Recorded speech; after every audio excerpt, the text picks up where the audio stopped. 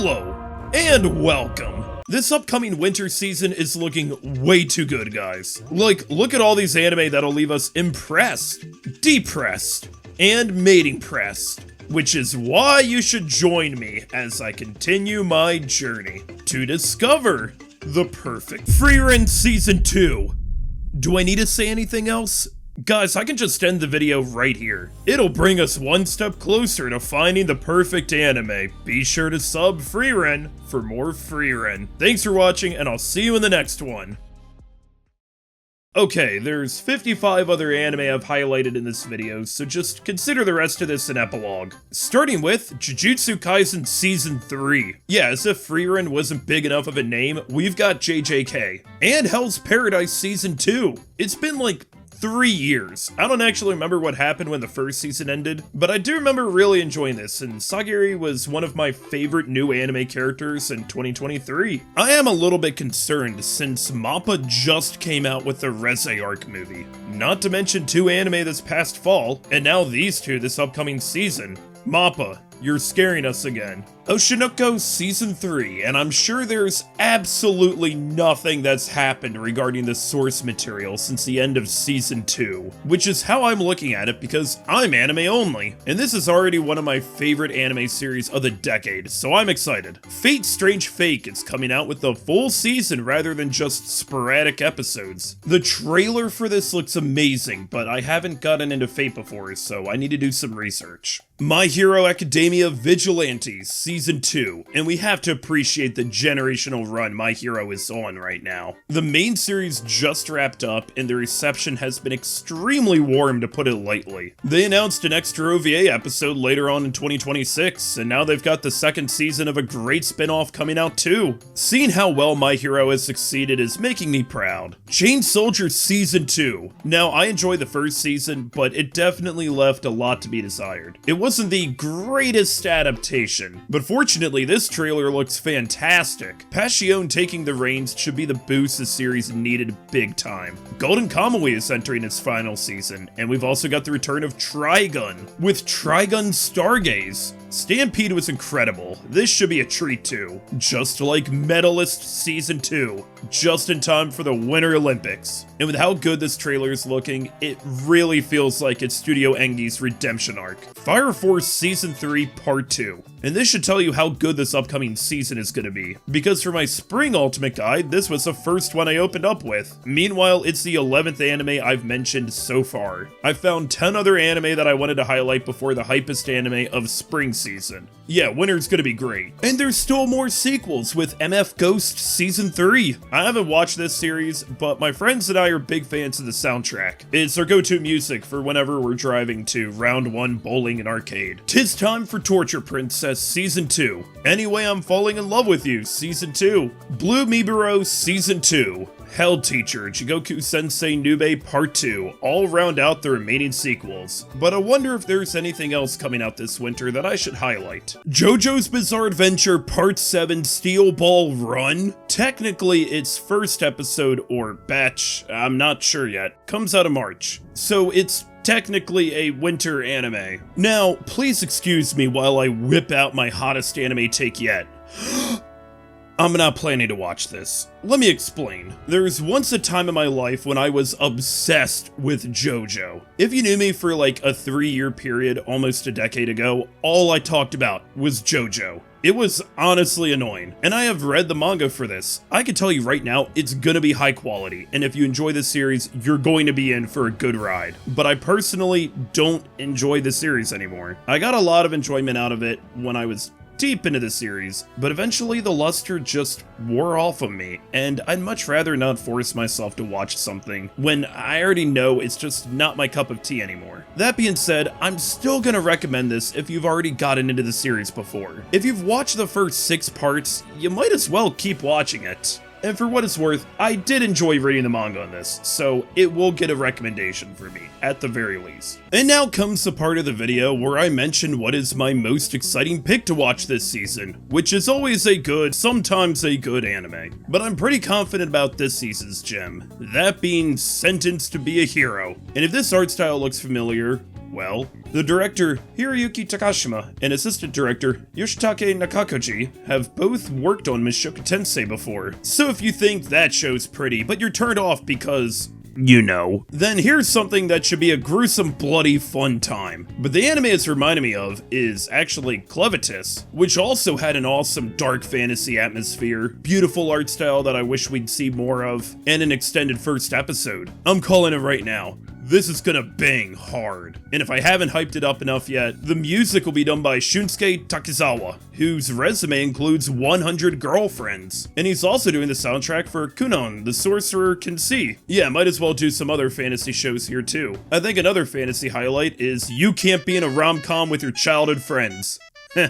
Not the fantasy you were expecting? What are you talking about? If the girls are all childhood friends, that means one of them is probably going to be the winner. And a childhood friend winning in this economy, or any economy, sounds like a fantasy to me. Okay, I'm going to go through the actual fantasy ones pretty quickly because hitting Control F on the Mal page gives me 41 results. So, Jack of all trades, party of none. A gentle noble's vacation recommendation. An adventurer's daily grind at age 29. The Demon King's Daughter's Too Kind, which is a second childcare fantasy in a row. Champignon Witch, and Roll Over and Die. Okay, this one is looking pretty interesting. It continues a trend of gay horror / dark fantasy that we've seen with Summer Car Died, and this monster wants to eat me. If this is on the same wavelength as both of those shows, then I'm excited. But if you may have noticed in this fantasy section, I didn't cover any isekai, because in honor of slop becoming the Merriam-Webster Word of the Year, I dedicate the next few minutes to some isekai slop. Hell Mode, the hardcore gamer dominates in another world with garbage balancing as an isekai where the MC is reincarnated into a brutally difficult video game. Now, I know we already have isekai that are on Hell Mode, but what makes this isekai so difficult is that the MC starts off in Hell Mode economically as a lowly serf, forced to till the lands for his feudal lord, which might end up being a step up from his previous life of corporate serfdom. Okay, I can actually see myself watching this because the OP is done by Atareo, who did the second OP for what's still my anime of the decade. And hey, The Dangers of My Heart is also coming out with a compilation movie, which will be adapting what is my personal favorite manga chapter of all time. But I don't really cover movies in these ultimate guides, so back to the Isekai Office Worker. The Other World's books depend on the bean counter, is another fantasy with a 29-year-old as he lives out what my generation desperately desires above all else. A stable and rewarding job. Easygoing territory defense by the optimistic lord. Production magic turns the nameless village. Man. Into the strongest fortified city is the third isekai in a row with a colon in the name. But if you ask me after watching this thing, I think the name isn't long enough, guys. It's also the third isekai in a row where the protag was formerly a corporate wage slave. Reincarnated as a dragon hatchling, however, breaks that mold, since I hope not everybody living in Japan is a depressed, overworked salaryman, since I'm sure some people just want to be a cute little dragon. Noble reincarnation, born blessed so I'll obtain ultimate power, might not be an isekai? I'm not too sure, but it does go back to some of the previous anime I've covered because it's also got a colon in its name. I sincerely hope all the other shows I talk about are gonna have shorter names in this video. I got a cheat skill in another world and became unrivaled in the real world too. Wait, this show? Yeah, it's getting a brand new OVA episode, and I believe later on it's supposed to get a second season. Which, really, of all isekai to get a sequel, this one? Objectively speaking, this is without a doubt one of the worst anime I've ever seen in my life, but subjectively, it's actually a ton of fun. So not gonna lie, I'm really looking forward to it. There was a cute girl in the hero's party, so I tried confessing to her. Seems actually pretty cute. MC Kun gets isekai'd as a soldier of Godric, and when the hero's party comes to fight the demon lord, he falls in love with the party's priestess. Hey, that's a perfect segue to go over some rom-coms coming out. And there's a handful of solid ones on the horizon that I've heard nothing but great things about from source readers. Starting with You and I Are Polar Opposites, which not only looks awesome and has a very supportive fan base, It's being animated by Track, who are steadily becoming a really positive force for quality anime. I just love how it has this retro-style rom-com feeling to its art style too. Like, this looks like the kind of anime you can gaslight your friends into thinking it came out over 20 years ago and make them think that they've been missing out this entire time. In the Clear Moonlit Dusk is one of a few new shoujo adaptations coming, but I am a little concerned since East Fish Studios' last shoujo adaptation, A Condition Called Love, wasn't really that great, but I am looking forward to this. The trailers are looking pretty nice so far, and they've got Kenjiro Suda voicing the MC's father, and he's got a great track record when it comes to voicing fathers. Tamon's B-Side is another shoujo adaptation, and it's gonna be wild watching this simultaneously with Oshinoko Season 3. I don't think Tamon and Aqua are that much alike. I'm excited for this one too. I really like the main character's design, and it's a JC Staff anime. It's not even out yet, but I've already been seeing a ton of comments about how it's better animated than One Punch Man Season 3. The villainess is adored by the Prince of the Neighbor Kingdom is another shoujo. And while I could have covered this in the isekai section previously, well, it's a lot more romantic than some of the other anime I covered there. Other anime that includes Easygoing Territory Defense by the Optimistic Lord, Production Magic Turns. The Holy Grail of Eris is also a villainess anime, but not really a romance. Instead about this girl possessed by a ghost who wants to get revenge on those who killed her. Going back to romance anime, The Invisible Man and His Soon-to-Be Wife is the second anime this season featuring a blind character after Akuno the Sorcerer can see. And here it works out since the love interest is invisible.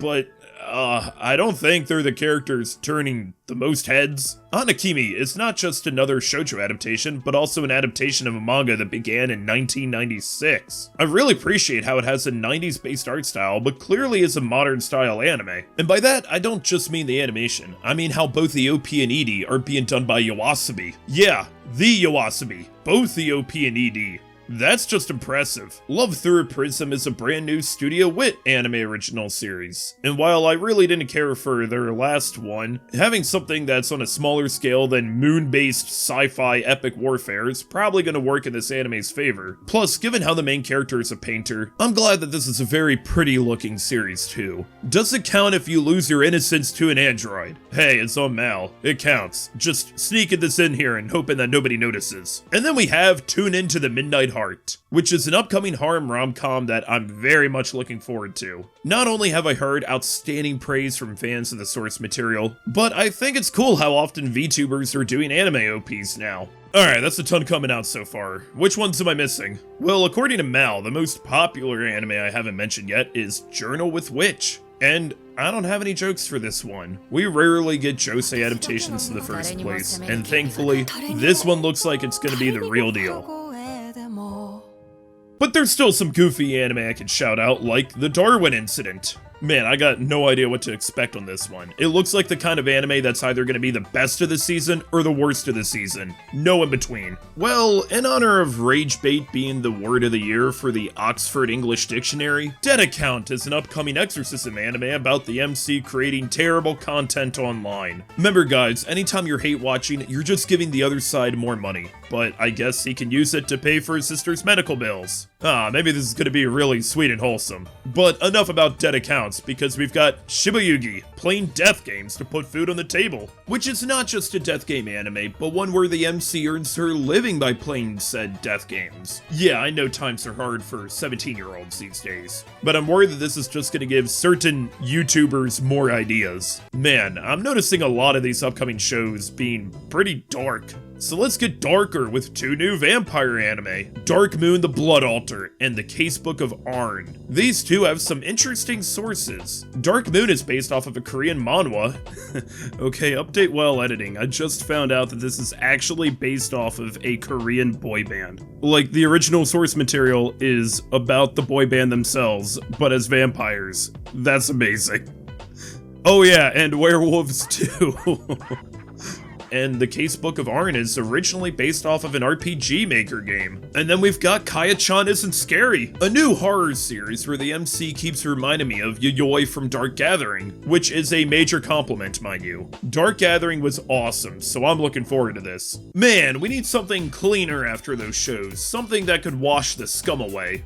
Oh, Wash It All Away and Scum of the Brave don't have anything in common, but I do like how they're airing in the same season with names like that. Wash It All Away is one of those shows you wonder, how can you make this interesting? But it looks beautiful, and with how packed the season is, we could definitely use a nice slice of life to wind down with. Scum of the Brave might seem a bit similar to Sentenced to be a Hero in principle, but that's because they have the same author. Yeah, they're the real spotlight of this upcoming season. G-Bill, 2 anime adaptations? Actually, this is kind of reminding me of detectives these days must be crazy. If that show wasn't a massive shitpost and instead about killing people. The Daily Life of a Part-Time Torturer is another anime where, and I'm quoting from the Mal synopsis here, this is a world where killing and torture are legalized. Man, this season really is brutal. I'm just trying to get my dry cleaning done. Please stop adding bloodstains. A misanthrope teaches a class for demi-humans. It is not related to torturing other people for money, but the MC is tired of humanity in general. And that should just about do it for all the upcoming anime I'm interested in shouting out.